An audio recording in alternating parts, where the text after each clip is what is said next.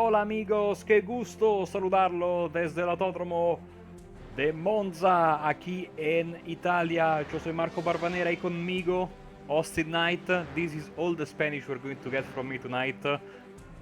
I'm not that good, but what a pleasure to be here tonight for the SDS Racing Team Series live on Apex Racing TV. Austin, it's great to have these new events here on our channel, and we have quite a big one, super massive grid of GT cars organized by the SDS Racing Team boys, and I think we're in for quite a bit of fun, very diverse grid, and Monza GTs. It's usually a recipe for a fantastic race. CCC. Yeah, I can personally guarantee that it's going to be a very exciting race. I was watching these guys in practice and oh my goodness, these guys are fighting it out already. I can see these cars already dicing through the field on their qualifying laps. It's going to provide us a great race of just the bunch of guys who coming back together for a good old party and a good old reunion. Absolutely, and as you can see, 15 minutes of qualifying underway here from Monza. And already the drafting is out in play. Just so we can set the stage a bit for what we are going to do tonight. Of course, this race here, organized by SDS Racing Team, and just to give you a little bit of a background, of course, we have been very thankfully provided some information by the guys, and so we will talk about quickly about SDS, of course, Racing Team founded in 2016, coming basically after a league that was organized, if you think about it, Austin, in the days of PlayStation 3. That sounds like a long time ago. That would be like a Gran Turismo 2. Yeah, I mean, no, Gran Turismo 2 was on PS1. That was on PS. No, it was on PS1. Yeah, but whatever the case, of course, they are. It was a Gran Turismo game. Basically, they are getting, more and more like an overarching team that covers the whole of Central and South America. They have drivers from many different countries, 8 different countries to be precise.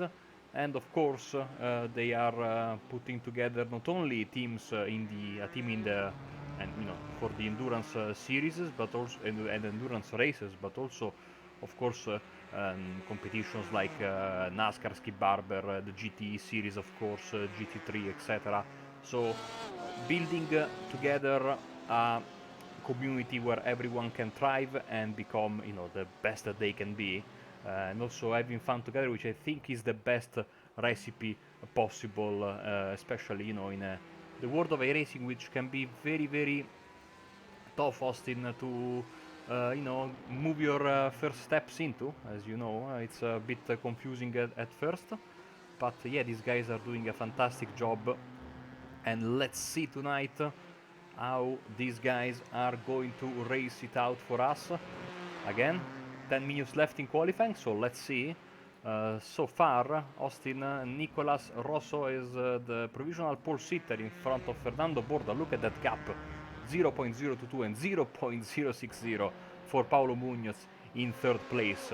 Super close qualifying. The first 10 guys are all inside 1 second.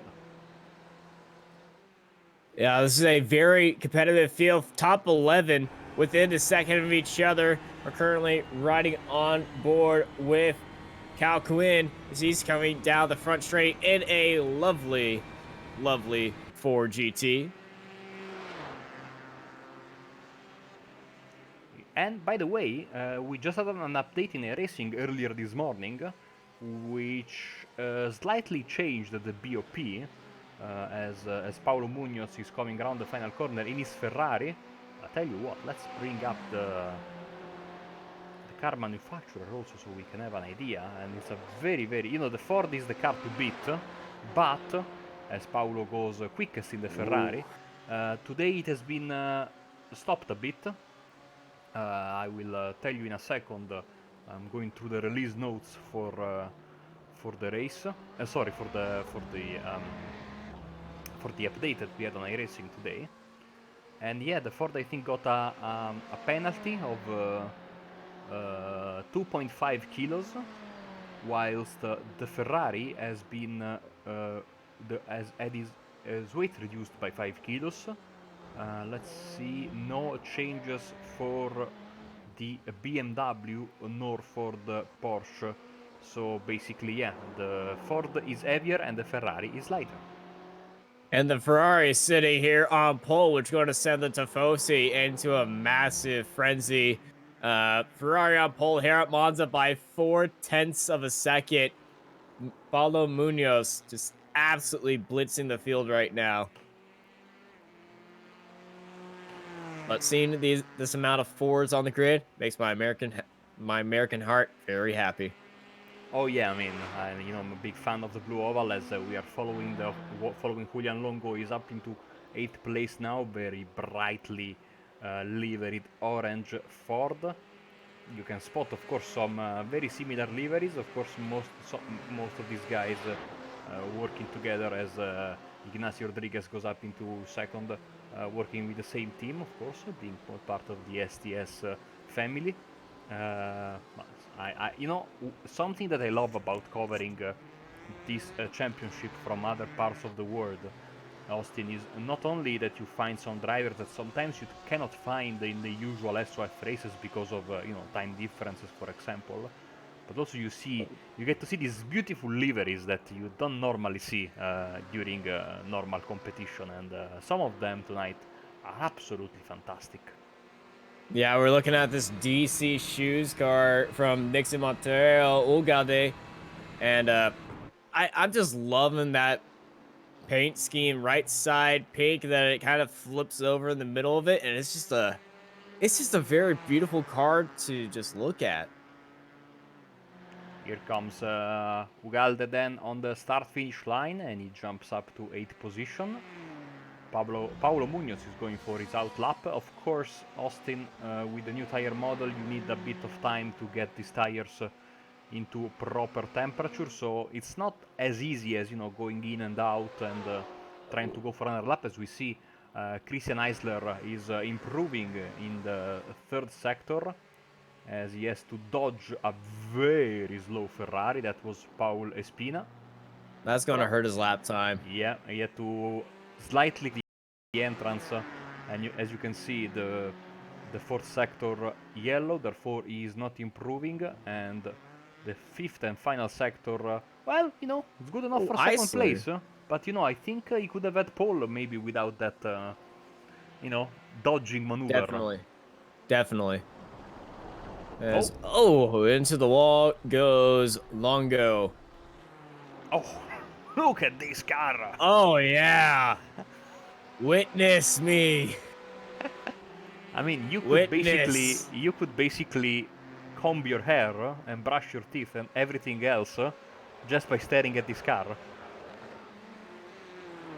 I mean, Yeah, look if at only that. he could stay still because the Oh, chrome bullet of wow, you jinxed the it. chrome bullet of Sebastian Marcia. Marcia heads into the wall out of Ascari. Hopefully that he's doing better in the race. 15-minute qualifying here, 45-minute race at Monza. It's going to be action-packed and drama-filled. Here we And go. Yeah, Munoz with the 144.2, definitely with draft. here comes Leonardo Suarez on the start-finish line. He does not improve, still sitting in 22nd place. No other driver is currently improving. Maybe Freddy Gempen is getting... and I'm reading in the chat that he is from Argentina, therefore he's Gempen. And hopefully... Oh, look at that Tequila Patron car. Good old IMSA vibes right there.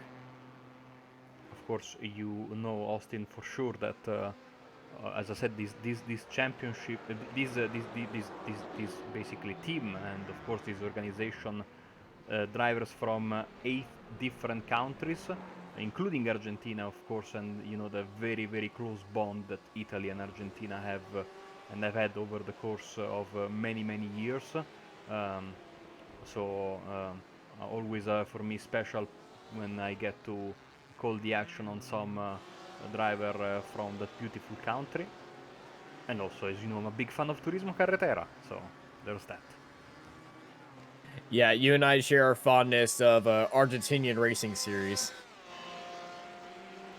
Here comes. So this is always special. Yeah, here comes Calkin, and he's not improving. 45.439. Paulo Munoz, purple first sector, then pedestrian rest of the lap. He is coming out of the Parabolica. Let's see if that first sector is enough to improve on his own time. It has to be a massively good first sector. Well, in the end, it's not an improvement. I think invalidated lap for him. Still Freddy Champagne, here he comes in the Tequila Patron Ford. Lagging in 28th place, but look at that, he's 28th, he's just 2 seconds behind the pole sitter. Massively close and competitive field, Austin. Yeah, this field spread is very tight. It's like a tug of war between these guys. So expecting the first few laps of this race to be very tight and action-packed, and expect a few guys shuffling for position and going for that gap. As is tradition at Monza. Yeah, around the final corner is Maximiliano Chavon. Here he comes, P29 for him. This is a decent lap. Should move him up the ladder a bit. Or maybe not, because I think that lap was not valid, unfortunately, for probably not for Ascari. Ascari is a very easy corner to get an off track on. Yeah, in the days of Grand Prix Legends, it was the Parabolica, the corner that destroyed your lap. Because Ascari basically, was flat out left-hander. Push the gas pedal and hope, the car works. But now Munoz is not doing his lap right now. Here comes Calquin, 44.9, does not improve. Who else do we have on a good lap? Is the 24th place car of Castilla. Little dicey on the brakes. As Castilla heading around Parabolica and coming down the front straight and across the line. Where does that put him? No improvement. Nowhere. No improvement.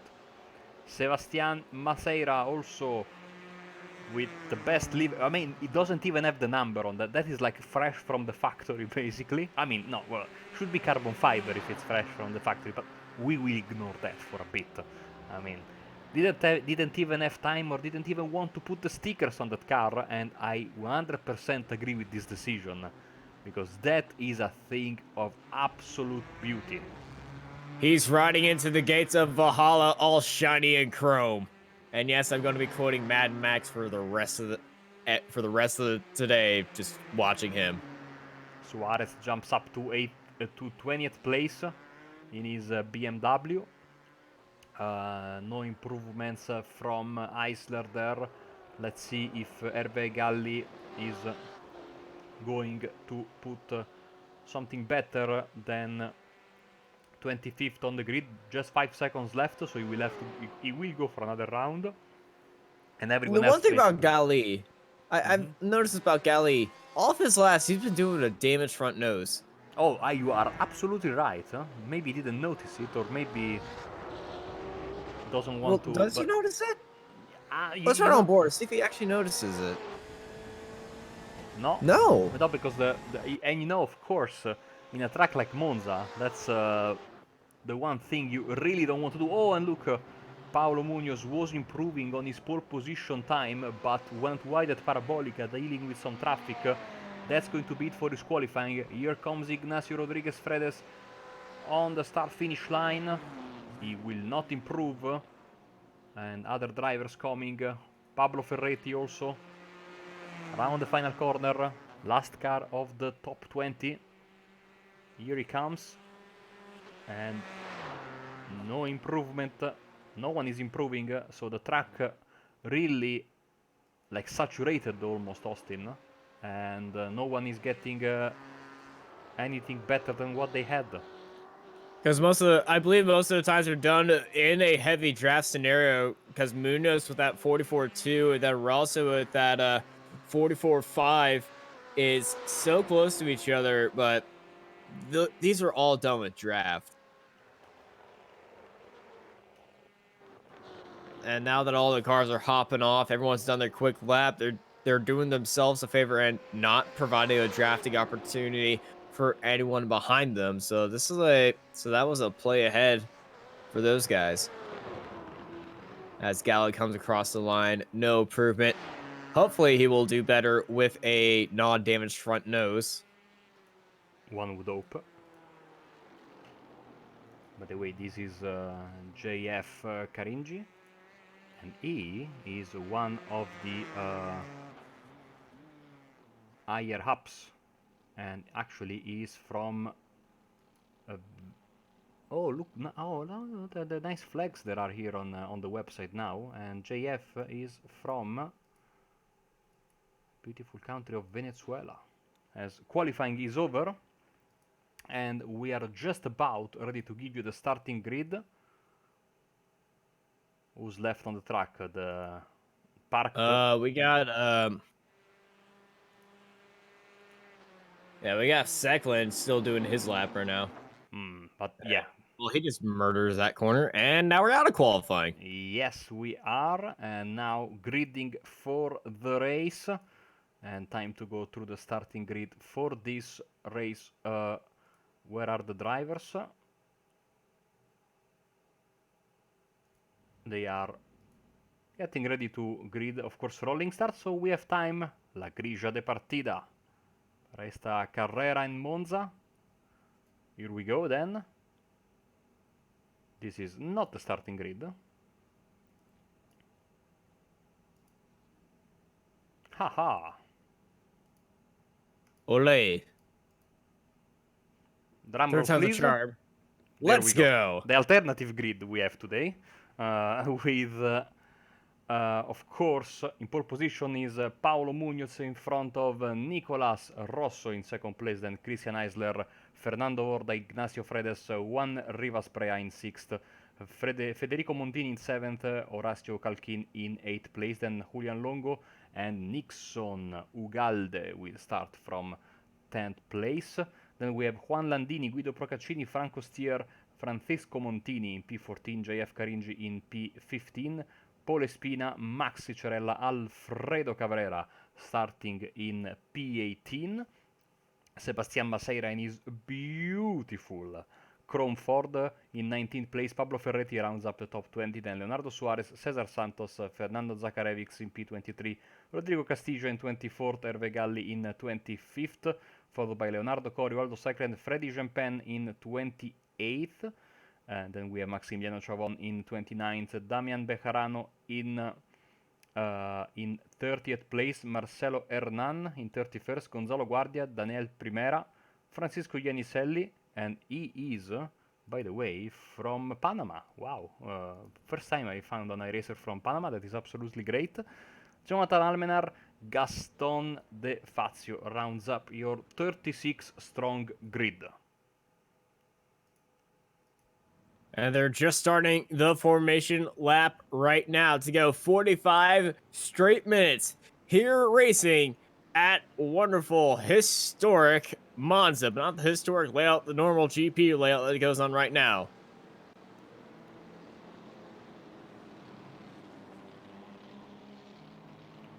But what a way to have a reunion amongst teammates, friends, and a community. And it's going to be a wonderful, wonderful show here today.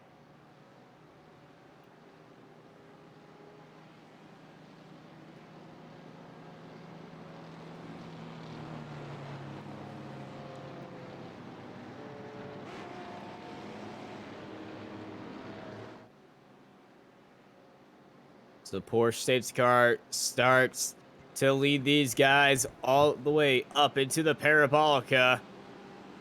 Ladies and gentlemen, the heartbeats are rising, and so are the revs, because it's about to go pedal to the metal And we're going to go green flag racing here at Monza.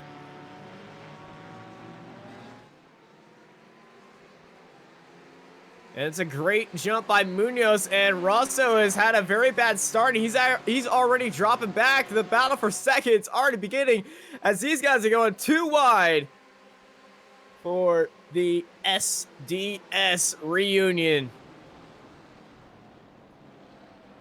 Always tricky here, Austin, but seems like everyone is going through with ease. And certainly looking like no one is risking. One of the very few races I've seen where people haven't all crashed.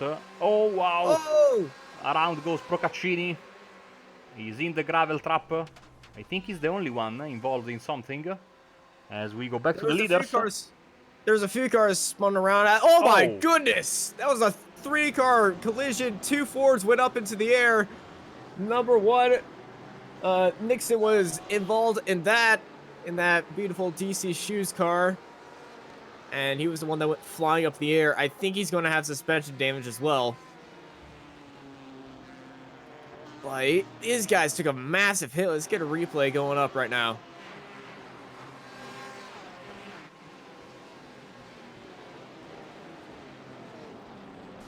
Oh, there was this car on the outside. It was sandwiched.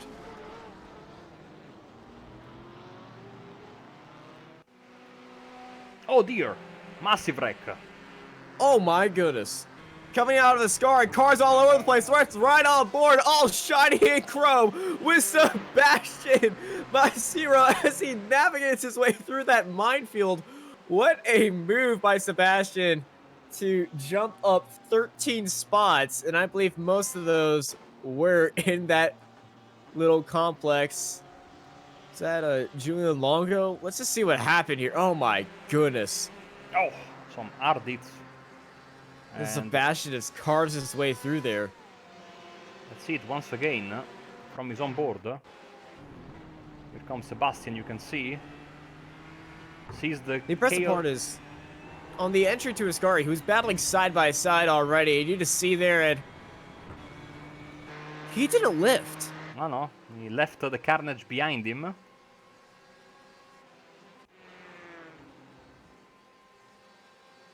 So Sebastian didn't lift. No, he, you know, pedal to the metal. Given, hey, you know how I was making the riding into Valhalla shiny and chrome? I was doing that as a joke, but no, I actually think he is a wild boy from Mad Max now. I mean, if you have a chrome car, going pedal to the metal is the least you can do, of course, no? As we have a that is car. true. Slow car on the inside. But going back to the lead, Paulo Munoz started from pole. He is still in pole, still in first place. And behind him, there is this 3-car train. Christian Eisler, Nicolas Rosso, and Ignacio Rodriguez Fredes. They are all 3 of them in a Ford, just like our race leader. And they should start to work together, Austin, if they want to go and catch up to the leader. I don't know if they're going to do it. Munoz is in a Ferrari. You are absolutely right. Yeah, it's Ford versus Ferrari here at Monza. That reminds me of a great movie. But I'm not going to promote it. And there's contact between Russell and Eisler. They both locked up. And here comes Reds. He's looking around the outside. There's going to be a slowdown penalty for Rosso right there, as Eisler and Rosso side by side contact in the braking zone, trying to avoid the grass. And I believe that was Eisler in the orange car. And oh, there it is. Great save by both of them, keeping out of the wall, though. Yeah, I mean, that could have ended up in tears. Of course, for poor Nicolas, this is a long trek to make back to the 2 teammates there at the front of Eisler and Fredes.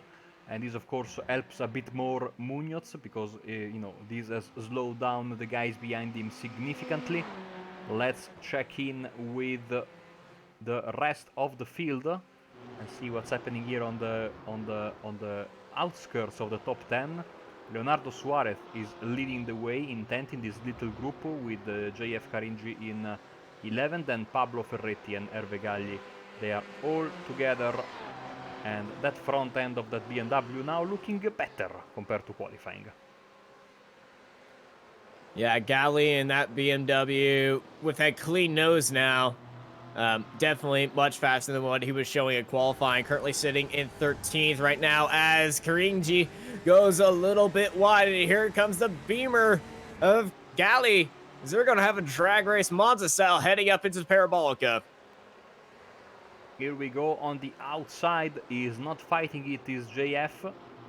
And so Galli goes up into 12th spot and he's gained 13 places, even though the biggest mover of the race so far is Aldo Seklen. There he is.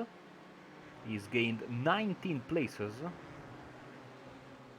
And he's now sitting in 8th place as maybe, maybe it was not all bad. I mean, what happened, of course it was bad for Nicolas Rosso, but maybe now Eisler and Fredes, being teammates, will work together, and this could spell bad news for Paulo Munoz, even though he just had the fastest lap of the race at 44.98 compared to Christian. Look at this, Austin. Absolutely incredible difference in this last lap, and he got 1.2 seconds over second place and third place in this last lap. He's really probably the up. only Ferrari in the field. Could very well be. By the way, here we go with our favorite driver. Automatically. Porsche the Ford side by side into Ascari, and ooh, what a defense by Montini. You can try to bamboozle your opponent with that livery, of course. I would certainly be distracted because it's so beautiful. I've been using it as a mirror. Even the sun strip's chromed. Yes, it's everything. Like, again, it doesn't even have the number stamped on the car. That is impressive. And the best things about these paints is that at night they become like complete black. They stop reflecting light. I thought for a second they would the first time I thought they would like reflect the stadium lights, but no, they mostly reflect nothing. So you are basically... Yeah, that would have definitely tanked my computer during the Daytona 24 hours because I went on a chrome kick during then. It's almost like Harry Potter's invisibility cloak, basically. It's not recommended to have a full chrome car at night. Here comes Maceira. Look at this. What a send into there. We got a still battle on the exit, but Maceira up into 5th, but Montini in that Porsche still battling out with him against the Chrome Wonder. Oh, we have a problem here. Stier and Cabrera with an issue. So very quickly. There we go. I suppose teammates.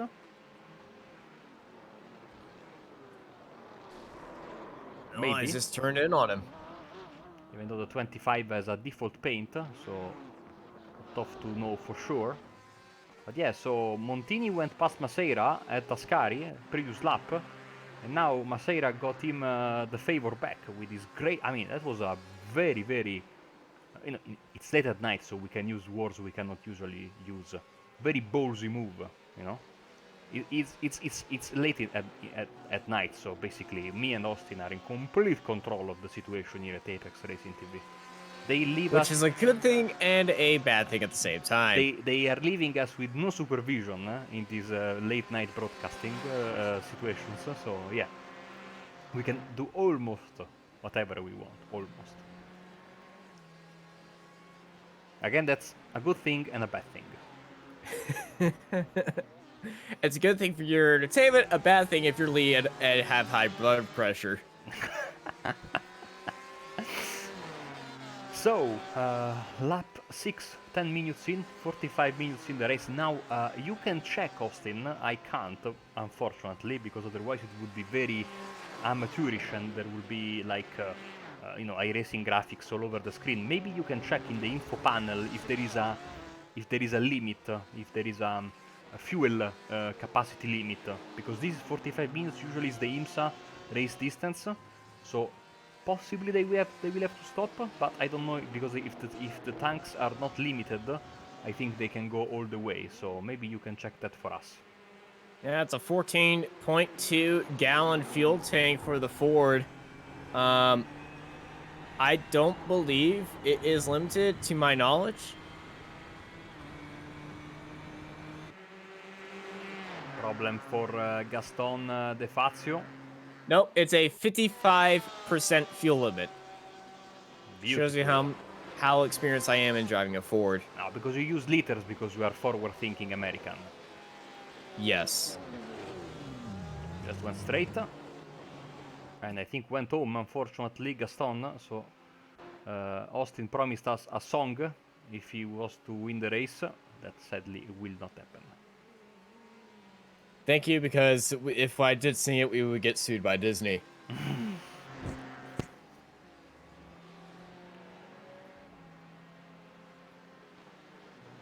Speaking of songs, yeah. if everybody wants to wish Marco a very special song, it's his birthday. It was. I mean, yes, it still is in America, but yeah, it was. You know, it's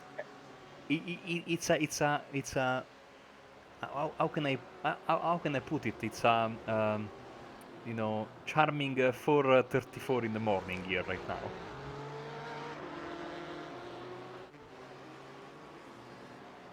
That Yes, it is. BMW is Yeah, he's not got front looking nose. good. He's got front nose. That damage on the front nose is going to be hurting him on the straights. And Giovanni is going to be struggling now as we ride on board with Zakowicz. Looking back at Cabrera and Percini. It looks like Cabrera has some damage on the front of that Ford. I believe he was one of the 3 cars involved in that earlier accident as Oh, Seklin Aldo is is off. around. Oh, careful with the rejoin. That's a very dangerous spot, especially coming out of Lesmo too. Also, Zakharevich has some damage to the front nose of his BMW. Does Yeah. Procaccini have damage as well? No, I think No. So Procaccini has all the cards in his favor right now, but the Ford in that front end damage, I don't think it's... Oh, here we okay, go, well, Cabrera. I was going to say it was going to affect his top speed. I didn't say anything about his handling, so I believe I kind of saved myself right there. But that is very unfortunate for Cabrera heading into his scar. Just a little bit too much mustard on there. A little bit too much spice, and then around he went. Yeah, didn't clip one of those things there, the speed bumps. It just No. went around. There's a little bit of a hit on the curb, but it wasn't enough to really just show the normal flip as we go back to the battle for second. I think we had a team order here, with Ignacio Rodriguez jumping up to second.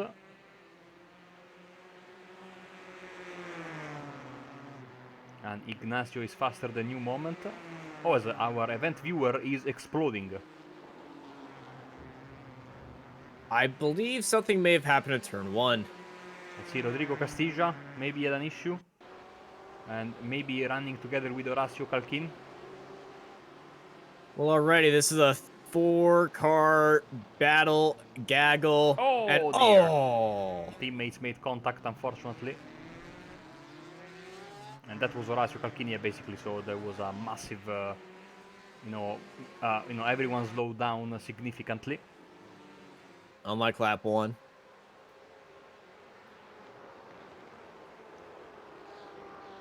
I mean, lap 1 until the Curva Grande was great, which is usually never the case in GT or whatever competition you partake in any simulator.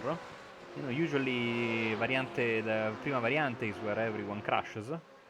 They kept it nice. It was a shame that the drama started a bit later, but I'll tell you what, the team order might have come a bit too late, Austin, because Nicolas Rosso is back with these guys after the collision in the very first few laps of the race. He is now again on the tail of his 2 fellow Ford competitors in their desperate bid to catch the leader. And look at that, because in the last lap Nicolas got a 1:44.8 144.83, the fastest lap of the race. So let's see. I tell you what. Let's bring a time comparison between him and the race leader, if we can. Lee has put this so far away on the right. I have only It's two half a monitors. second. Rosso is half a second faster than Munoz. There we go. And now he passed him. He went past. So Rosso up to third, and second in this trio of cars. Rosso sitting on the spot for a little bit of the bubbly. 15 minutes into this 45-minute race. Now on the charge to Ignacio Rodriguez Fedres in second place. We go back looking at the battle between Cabrera, Caringi, and Corio, Casella, and Santos in the battle for 15th. Now, I don't want to jinx this, but with 50 minutes in, I have to say, Austin, you have been absolutely fantastic with the pronunciations tonight. You've cursed me now. Thank you.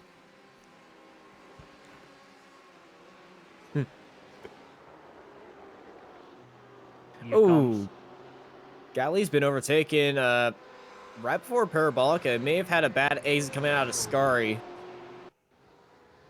No, this is not it. Maybe later I see him going off the track in the event viewer. No, nothing strange, because yeah, the system was reporting an overtake there.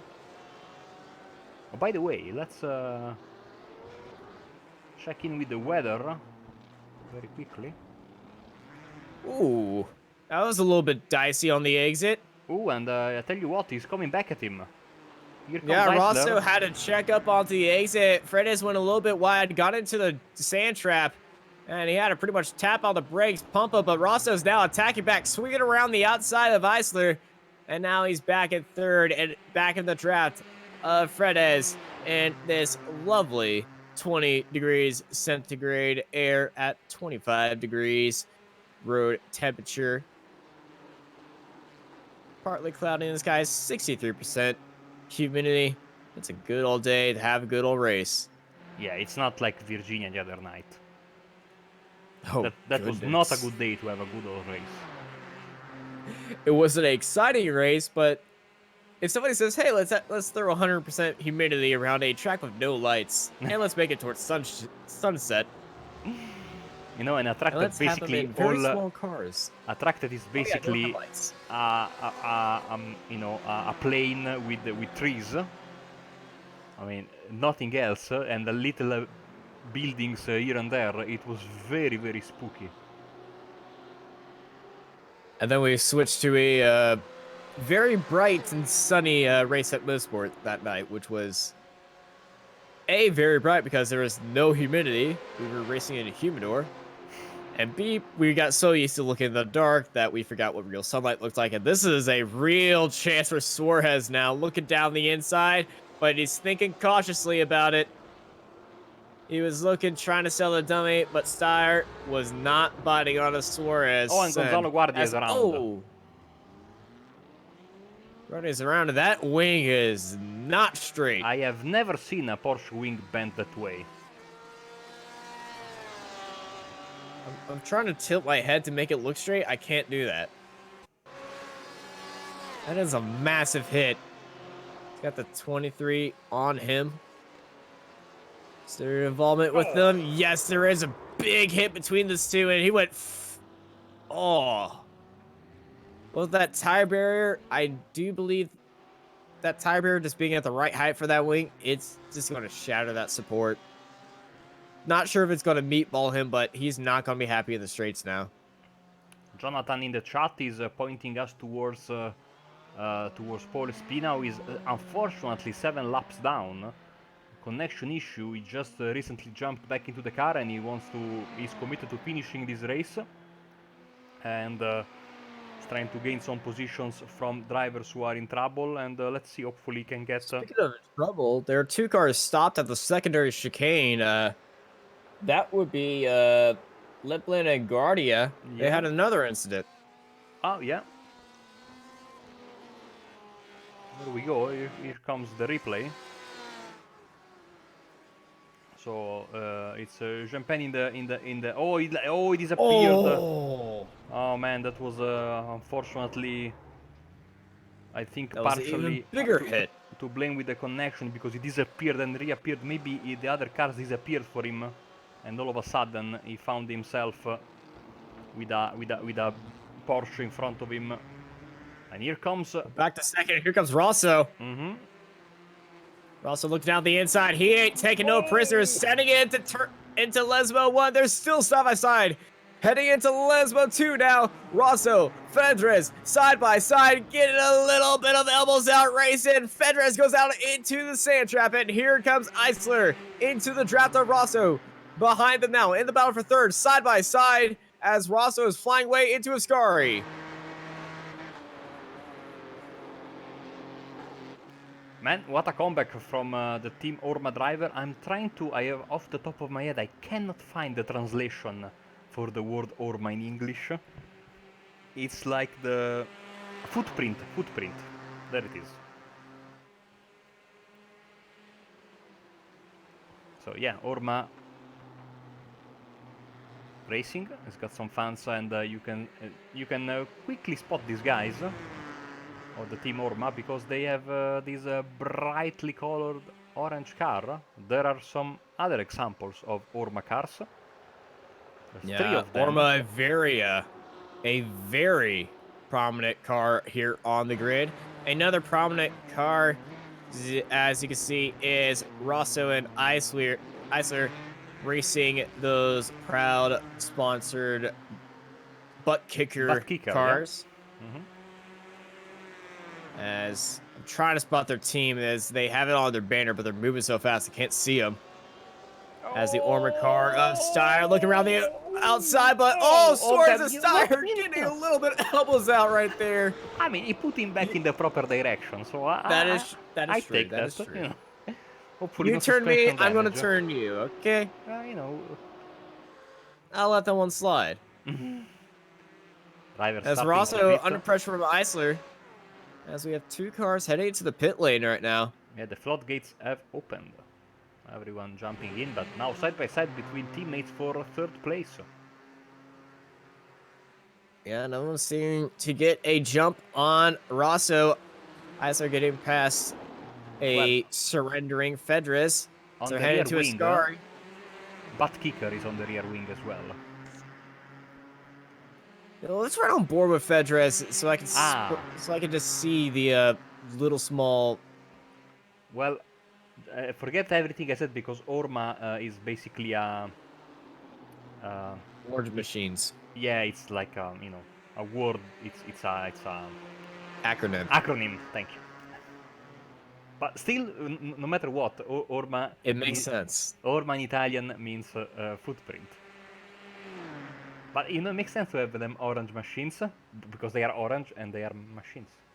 Ooh, Fedres is carrying a lot of speed. He had to get into the brakes a little bit earlier than used to, and I thought there was going to be something I really want to ride on board with on his cam right now. With whom? Which one? Fedres. Well, looks like he's serving a slowdown penalty, maybe. That's a very weird line. As the two cars ahead of him are running away, a little bit of curb jumping right now. Well, I was hopping on. I wanted to hop on him just so I can see the actual name of their team. But then they separated by a long shot.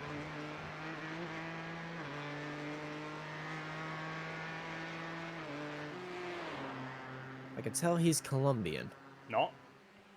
Ponto C Racing. That was a Chile flag there on the rear wing. Looks a bit like your flag of Texas, but not quite. Yes, I know, and I get them. Everyone's like, "Hey, this is the Texas flag." No, it's not. Nope. And I can't believe I said Colombia, and I'm showing how much I know about flags right now that are not red, white, and blue. You are not a vexillologist then. A I didn't vexillologist. understand that, so yes. Vexillologist is an enthusiast of everything that concerns the flags. All right. You know, you learned some new words with me. You learned catatonic the other day.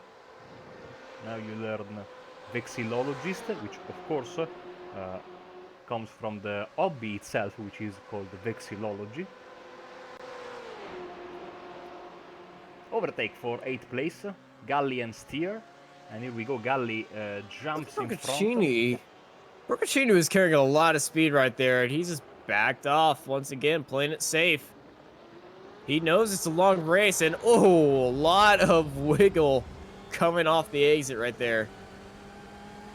Long race, but Austin, only 20 minutes left for these guys now, so I mean we're getting into crunch time, time to get ready for eventually the pit stop. But If there is a pit stop. If there is a pit stop, part of the magic.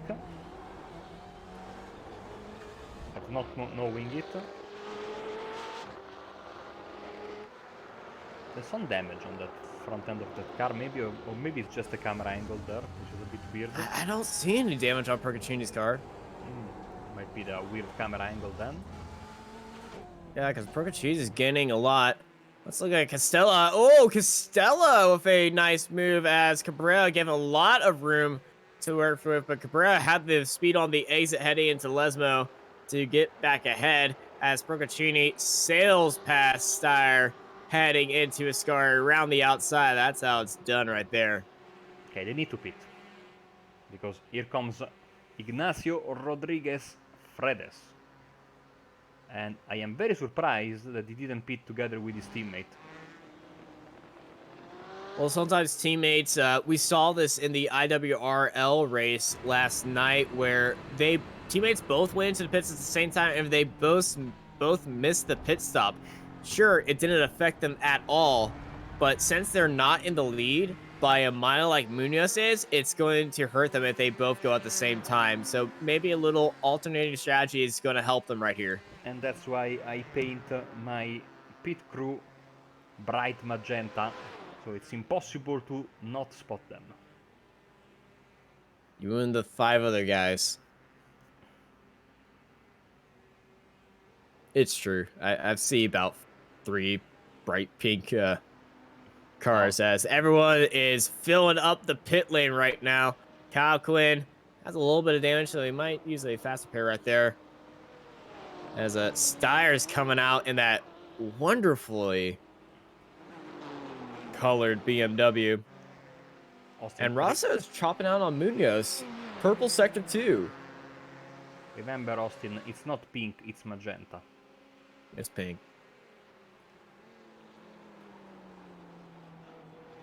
I think we had on one of our cars, we had that phrase, it's not pink, it's magenta. Here And Munoz heading into the pits, very spirited into there. No drama whatsoever. Here comes Rosso and Eisler. This could get very dicey sometimes. Pitting in the pack. Do you think Silver Bullet's heading in? Yes, he is. Too bad, I wanted to give him a lap of coverage. Oh, hard on the brakes there. Here comes the number even 06 harder on brakes of Montini. Let's see if Suarez... Let's run on board Suarez.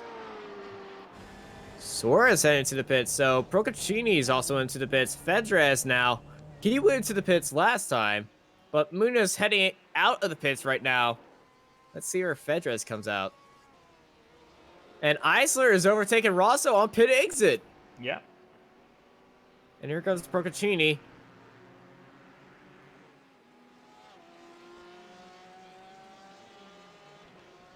So yeah, Fredes lost a lot of time.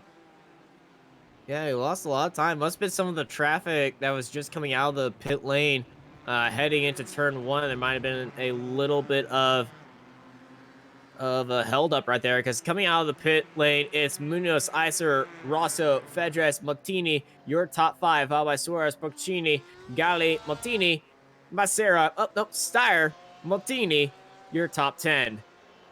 I'm looking at the times, and yeah, Fredera's pit stop time was perfectly fine. Both in terms of cone to cone and in terms of time in the pit stall. So yeah, must have had some bad laps in the traffic when he came out of the pits. As we jump back to this fight, which now is going to continue, and Eisler has lost a valuable ally, of course, in his teammate for the time being. Yeah, his teammate Rosso is no, Fedra is back by 4 seconds, and he's not going to have anyone to fight off the attack of Rosso. And Rosso's looking like he has a little bit of front end damage right there as he jumps all 3 of those curves right there. Oh, look at the But run! just look at the speed. And Rosso's going to swing to the outside. And these two guys, 5 seconds back on Munoz. It was 7 seconds heading into the pit stop time, so they've been gaining on him. So these two guys start working together, get a little cooperation. Punto CL Racing, perfect. That was the camera angle I was looking for. I think CL is the internet address for Chile, I think. Yes. Mystery solved. We always come to, we always find the answer to the questions you are not asking. Sometimes it's not immediate, but halfway through the broadcast, yeah, we'll get there.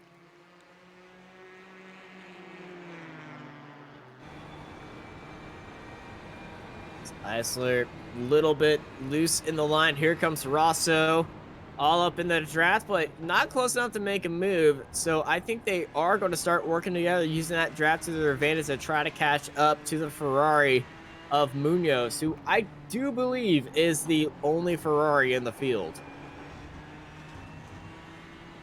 No, Santos has Nope, got a Ferrari. Santos. There is. Do we have another one in the backfield here? Yes, Espina, Yeah, of course, Espina. who is sadly retired after having connection issues to begin with. As we jump back on board with Nicolas. I don't know if that's the lines of the paint, but it looks like almost like Eisler has got a bit of damage on the rear end of that Ford. Maybe it's just the way the lines are painted. It's just the paint. As somebody who has painted a Ford GT with lines, I can tell you it's annoying. But hey, from way distance, it looks great. From this view, perfect. You know, it might be like the Yankee stripes. The reason why they keep winning is everyone's staring at those pinstripes. Here comes Rosso. Once more, side by side with Eisler. Once again, Eisler going down to the inside. Rosso braking early, letting Eisler by. 5.6 seconds. Yep. Whoa! Eisler getting a little bit sketchy. And yeah, Rosso is carrying some front end damage. So that's going to be hurting his top speed, which he's been flying through the field right now. But this is going to be hurting him. And they're falling back to Munoz due to this fighting and scrabbling. Yeah, Munoz has been absolutely... Oh! Rosso! Airtime right there. very aggressive on those curbs, and you have to be careful because you can get a slowdown. Like he just did.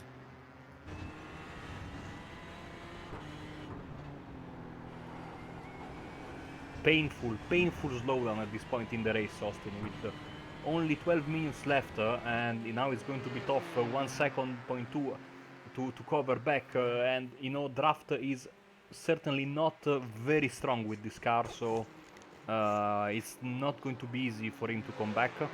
As we move to another fight here, it's Zakarevics and Kalkin, two other Punto CL and Orma racing cars. Oh, what a move by Kalkin. Oh, bad news, bad news. I've got some very bad news. No!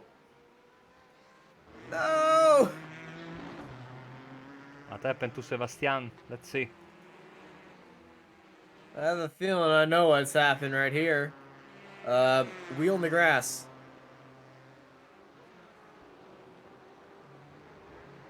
Oh. No! It was a speed bump from hell. Oh, good awareness to wait for that first car, not for the second car though. Yeah, and I think he also avoided the wall. Just a little bit of contact with one of the speed bumps, but you know, and I don't know if you remember when this car first came out on iRacing. Basically, no matter what, you would get some floor damage even for riding gently the curbs. And so you would lose top end speed and downforce during the run. And then when you had to go to your pit stop in the Le Mans series or in IMSA competition, boom, there was a surprise of like 20-30 seconds of of optional repairs, and this lasted for like a bit, like a couple of weeks, if not more. I think this has contributed to in the beginning to the unpopularity of the Ford GT, which is now having a resurgence. But today, at least in this race, the Ferrari is, the Ferrari is absolutely dominating. You see the gap. And these two are, of course, at this point in time, they know first place is out of the equation, so let's battle hard for second. Why not? Gloves are off, 10 minutes to go. What you gonna do? Battle the closest guy near you. And that's what Rosso and Eisler are doing right now.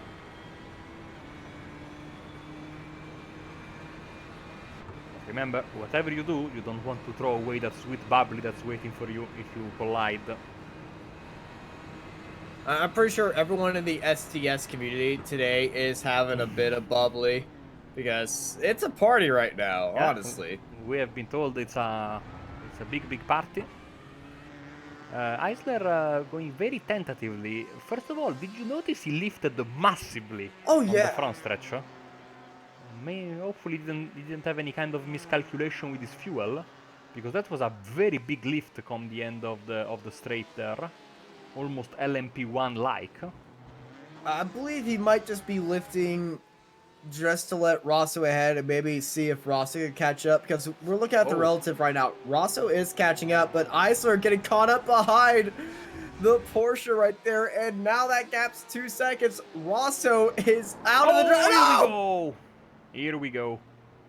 So I think he got a slowdown in all of that as well, Austin. And this is just cruel and sad. I mean, a beautiful race at the front of the field, and I jinxed him. I said, the bubbly could escape from your grasp if you're not careful. I think he was trying to serve his slowdown. Let's jump on board with him. I don't think he had a slowdown. It's just that Porsche has so much acceleration off there. Oh. That is so unfortunate for Christian Eisler. This promotes Montini, of course, to 4th, and promotes Fredres up to 3rd. And now for Munoz, really is party time. Trying to make out his team. I think he's a member of RSR, which is a team that we find a lot in our leagues, especially the Apex Racing League GT Championship. Yes, he is, and the RSR esports account is in the YouTube chat, so howdy RSR, how y'all doing? Another team that has drivers from all over North and South America. I think about Ignacio Hortal, for example, he's from Chile, but he's not the only one that I can think Rosso. of. Oh, Rosso has made a... he's carrying with him a bit of the... He's carrying the turn. He's carrying the turn. I don't think he's seeing where he's going. Oh, I know, He can't see. I had that happen to me in the end of this MX-5. race, Rosso and Fedres collision, and here comes Montini. I had that happen to me in an MX-5 race. I collected one of those things, and what we see on the screen is not exactly what's happening to the driver. I had that thing completely block the front of my car, and then I came into the second chicane. There was a roadblock. I had no idea where I was going, and I smashed into a stopped car, and that, I think, is exactly what happened, unfortunately, because I think that that Orma car was... Oh yeah, he can't see right there. He just cannot see. Let's see it again. I mean, again, what we see here is not exactly... Maybe for him it's like just in front of him, because... Oh, he's also got a little bit of suspension damage. Look, he's already turning left. So the barrier giving him a little bit of suspension damage and a little bit of a natural break in the front left, and his car is a bit How did he crabby. get there? Okay, that's... Oh, did he... No, he didn't hit the wall. No, he's just had a good old drift, But, and well, he's picked it up. so Montini up to second, up to third, sorry. Yeah, But also, Rosso is carrying on, but Rosso is losing time now. He's got damage. let's bring in the sector comparison, shall we? And see what we see. Rosso, sector 1, 35.833. Montini, half a second faster than him. Now, can he close in? 6 seconds. Keep an eye on that, 5 Within minutes left. 5 minutes. Well, half a second in one sector, and if this is consistent throughout 5 sectors, it's not consistent throughout 5 sectors, but it is consistently going down. See sector 3.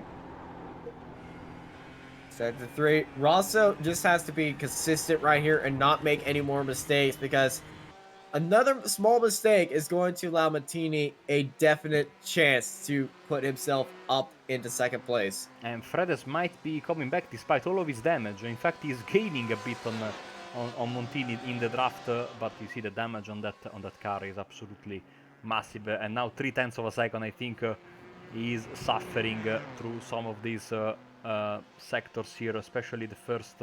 And let's see, and of course the fourth. Let's see on the start-finish line, loses again. So all in all, 1 second lost. Oh. So it's 5.3 seconds now. He'll be safe for 5 minutes. Like I said, he just has to run a perfect race right now for Montini to stay in third. But Montini can push as hard as he can and just wish that Rosso has an instant. But don't count out Fedres. Even with a damaged car, he is still on the superior car on this track in that Ford. And what a sigh of relief if he could get back onto the podium. Looking at that Porsche there, and it seems like it's perfectly, no damage that I can spot on that number 06. So lap time comparison once again, sector time comparison again. Massive gains in the first sector, second sector and third are usually more balanced. There it is. He's suffering, therefore, my very expert analysis, Austin, is suffering in top speed. Because in the sectors where there's only straights, he loses big time.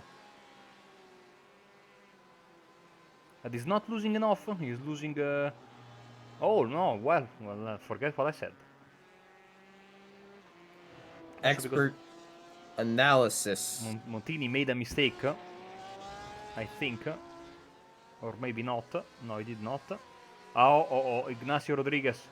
Maybe he's got a meatball. Oh, Fedres in the pits. So either a meatball This or... is either a meatball or fuel consumption. You know what he said? What about the fuel? This is probably just a splash and go. Yeah, because of course with the massive damage that you can have, we'll see how long he stays in the pit. Because if he stays for long, I'm afraid it's going to be a meatball. Well, it's game over already for him because 2 minutes left in the race. He's probably just going to hop out of the car. So Munoz, Rosso, and Montini, and Procaccini, like Galley right behind your top 5 here for the SDS reunion. So we have 5 cars in the top 5. 3 of them are Orma cars. Then we have Francisco here. If I can read that number, it's the V-Racer, Rincon V-Racer team. Nice cinematic effect, very professional. And then of course the RSR Esport car of our race leader, who very quietly is about to take the white flag. And so I think no better occasion than this one, Austin, of course, for this SDS Racing Team event. Sale la Blanca here in Monza. 1 lap to go for Munoz, and Rosso is dropped by significantly now. 19 seconds in the lead. And Rosso hasn't even come out onto the front straight. Hasn't come across the line till right now. The white flag is waving for second place. This is Fredes down to into P20. What a shame for him. That must be frustrating for him. We're still looking at the lap times between Rosso and Martini. 9 seconds lost, 1 second lost, 1/10 2 laps ago on lap 24, and then 8/10 on lap 25. That gap now 4.4 seconds. It is not enough though to close in on the closing parts of this track as Munoz comes out of the Lesmo curves, heading down the chute and coming up onto Ascari.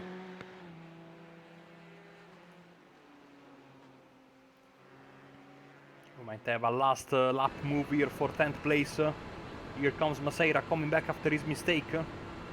Zakowicz defending onto the inside. Maceira looking around the outside. He's getting side by side with him, heading into the break zone. But Zakowicz with a great defense, parking it onto the apex and just pulling away as Munoz is coming around the parabolica, dominating all day today. Pull the lead, the start, the pit stop, the win here for Paulo Munoz in the SDS reunion in the RSR Esport Ferrari. Felicitaciones, Paulo. Enhorabuena, as they used to say. Great victory. Second place after a very, very chaotic final part of the race. We go to Nicolas Erlich Rosso. And third will be Francisco Montini. One last battle on the field, and it's this one for 10th place. Zakarevich with a lot of damage on that front end of that Beamer, whilst Maceira has got that big spin, cost him a lot of places, but that car is very, very good. Does he have enough to go for a last lap lunge at Parabolic, Austin? Of course, remember the start-finish line is very, very close, so it's not a matter of having a good run. Sarah looked around the outside. He saw him a dummy. He's getting into the grass. He's going all crazy mode in there, and he sends it into Barabalka. He's going to ride into Valhalla, shiny and chrome, but Zakharowicz is going to try to fight back, but he can't be done. In a last lap pass, Sebastian Maceira with a amazing move for 10th. I haven't seen that in a long time. I mean, at the very least, we have a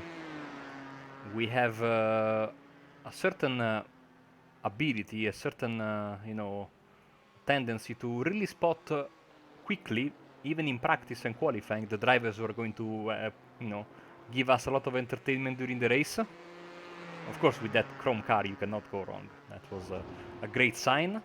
As here comes Yanis Eli in 18th place, Daniel Primera in 19th place.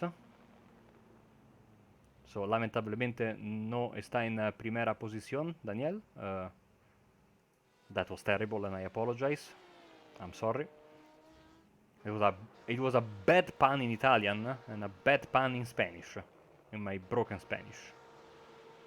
As we have donuts with GTs. It's not really donuts, it's just more rainbows. But he's definitely burning the house down, flashing the lights. Gali, very happy with that top 5 because he is the biggest mover in the race, up 20 spots from the start to finish top 5.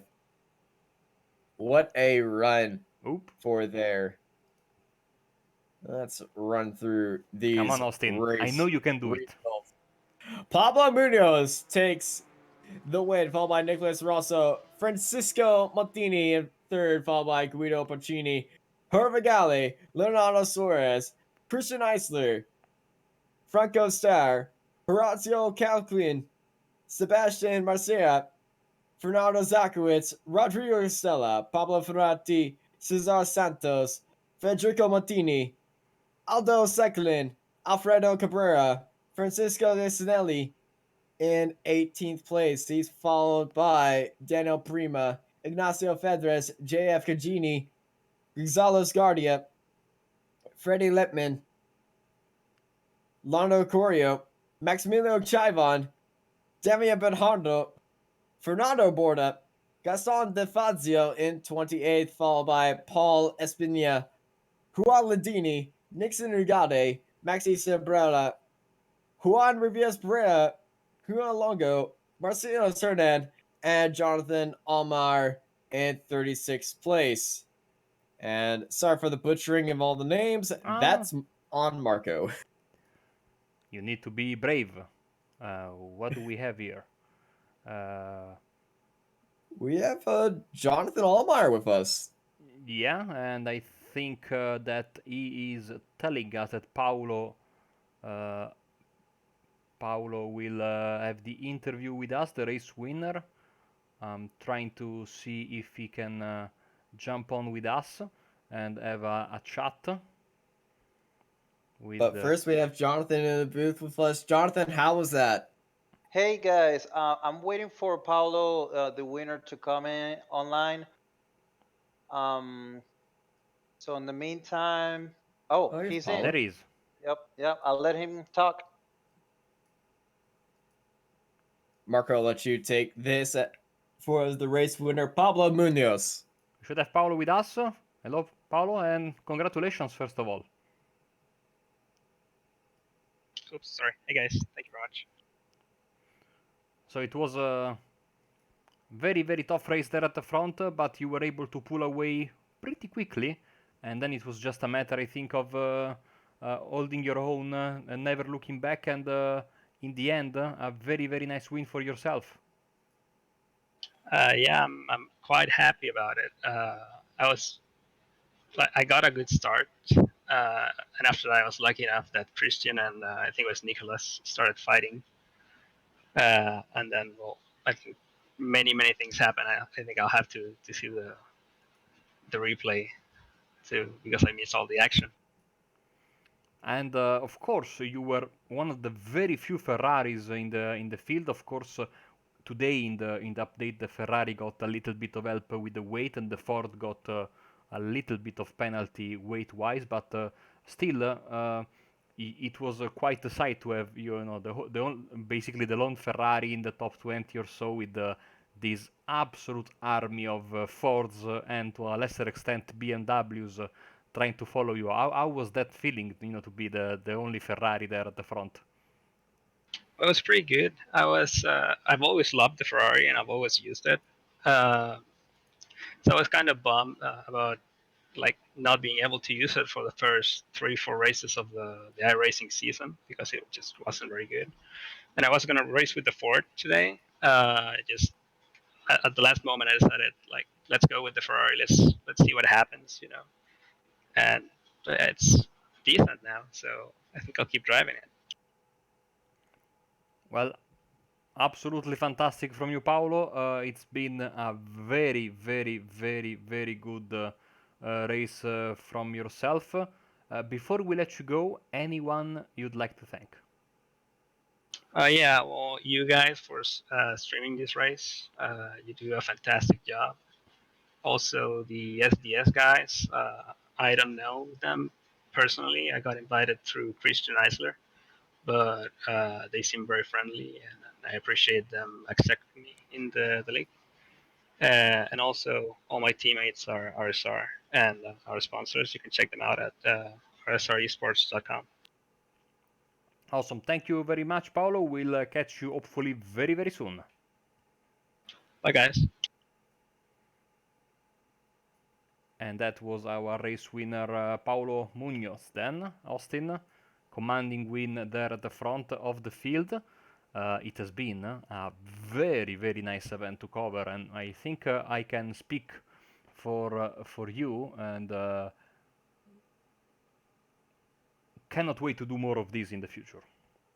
Oh yeah, definitely. I love these special events, especially with a bunch of giant community of just racers. It always brings us something special. It always brings some very memorable moments, and just a great feeling of friendship in the air. Because 6 years, that's amazing. Okay, so I think we are not having anyone else for interviews, but we really thank you for hopping in with us. Before we let you go, actually, let's give you a quick rundown on what's coming up next on Apex Racing TV.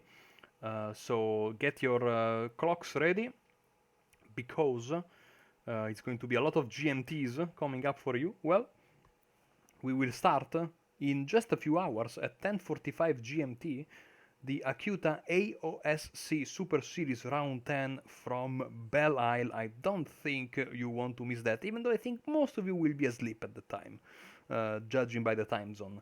Then just a few, well, 15 minutes later, that will be of course at 11 GMT, the E-Series Audi Cup from beautiful Laguna Seca will be no, that is too. Oh man, that is tomorrow. Sorry, that is on the 11th of April.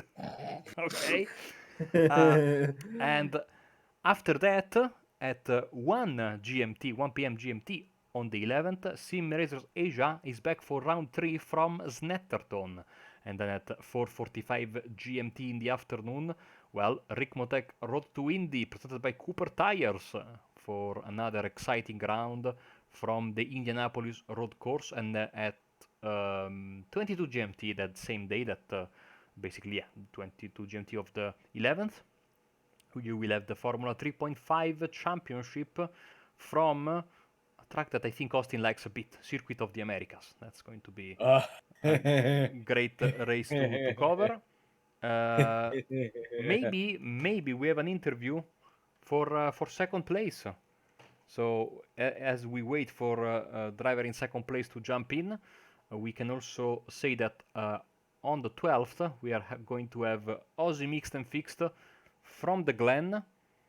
That will be at 10:45 GMT, and of course later the day we have a nice double header, 6:15 GMT. We're going to have the Team Hard Racing League with Up Financial round 4, sorry, from Moulton Park. 7:10 GMT on the Sunday, of course, also the Apex Racing League GT Championship will be back for the 6th round of the series that will be live from the Nürburgring GP track, hopefully. I am going to cover one of these series, I know that. I don't ask me which one, but yeah. And now, I think we can have, Austin, a chat with our second place finisher, Nicolas Rosso. He should be in the room with us, Austin. Yes, he is. Howdy, Nicholas. How you doing? Hi, hi. I don't speak English. Okay, so do we have a translator? Mi español no es Yeah. bueno, pero Perfecto. fue una carrera Mejor que mi muy inglés. fue una carrera muy difícil y muchos contactos con otros pilotos y segunda posición a la fin de la carrera. ¿Cómo estáis? Bien, muy bien. Sí, clasifiqué muy bien y después se complicó un poco ahí en la largada. Tuve un roce en la vuelta 3, creo, que iba frenando derecho por afuera y se movió el que tenía al lado y me hizo pisar el pasto y lo perdí. Tuve suerte de no golpearme con el paredón. Y después, bueno, mantuvimos ahí el ritmo. Y en el final sí, tuve un contacto también con uno de los que también había tenido, creo, el primer contacto que había sido. Y que creo que sí, que un poco primero se cierra, después me voy yo hacia él un poco y bueno, un toque de carrera me parece. So yeah, Nicholas was talking about, of course, a very tough race, especially at the start. The first few laps, there was that collision at the chicane, but after that, of course, then what happened later in the race was very, very difficult. Hopefully, my translation is decent enough. And in the end, second place, that was, I think, good. So, Nicolas, yo entiendo todo, pero no soy muy bravo al hablar el español. Ujú. Pero gracias por si tú tienes que hacer si tú tienes que hacer uh, in, oh, un segundo un poco de gracias a los sponsors,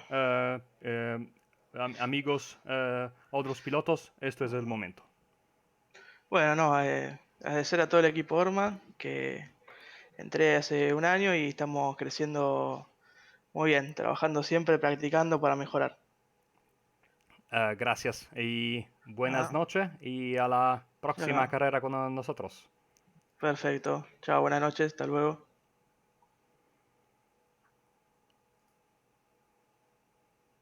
Oh, now Jonathan volunteered to translate, but that was too late, unfortunately.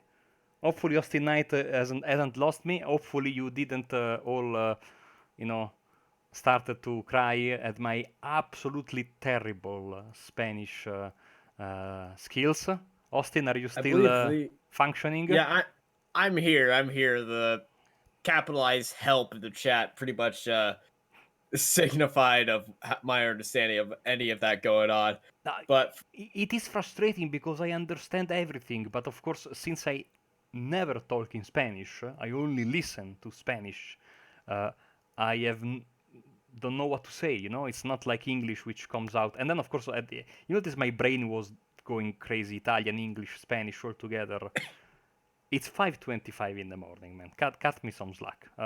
all But right, well, I'm gonna cut you some slack and cut if we do this more of these, broadcast. I'm going to bring back my Spanish books and promise you I will improve because I once, and I'm not kidding, Austin, once, like 10 years ago, I could speak Spanish the same ways I can speak English right now, like fluent, it was not even thinking about it. So I feel ashamed of my terrible performance tonight.